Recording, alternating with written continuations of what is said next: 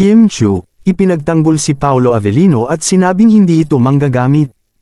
Hindi nagdalawang isip ang Chinite princess na si Kim Chiu na ipagtanggol sa publiko si Paolo Avellino dahil sa patuloy na pangbabash sa aktor.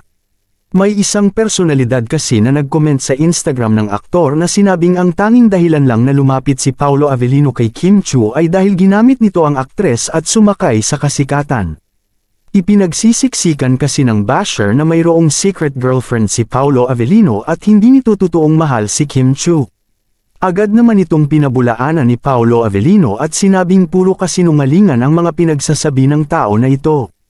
Alam naman kasi ni Kim Chiu sa kanyang puso kung anong klaseng tao si Paolo Avellino. More than a year na silang magkasama sa proyekto at nagtatrabaho kaya naman mas kilala nito ang aktor. Samantala, ayon naman sa mga solid Kim Pao fans ay kung sila daw ang naging secret girlfriend ng aktor ay tila hindi nila kakayanin ang mga pinaggagawa ni na Paolo Avellino at Kim Chiu sa big screen. Trending na trending kasi palagi ang kanilang mga kissing scenes na siyang palaging bukang-bibig ng mga manunood. At hindi lang sa teleserye nagtatapos ang kanilang pagiging sweet dahil hinahatid at sundo pa ni Paolo Avellino si Kim Chiu pagkatapos ng taping. Kaya naman, imposibleng magkaroon ng aktor ng secret girlfriend dahil tiyak na hindi nito kakayanin ang galawan in real life ni na Kim Chiu at Paolo Avellino.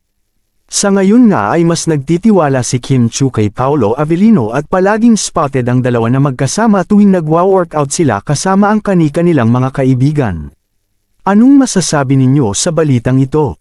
Comment down below. Maraming salamat sa panunood at huwag kalimutang mag-subscribe for more videos.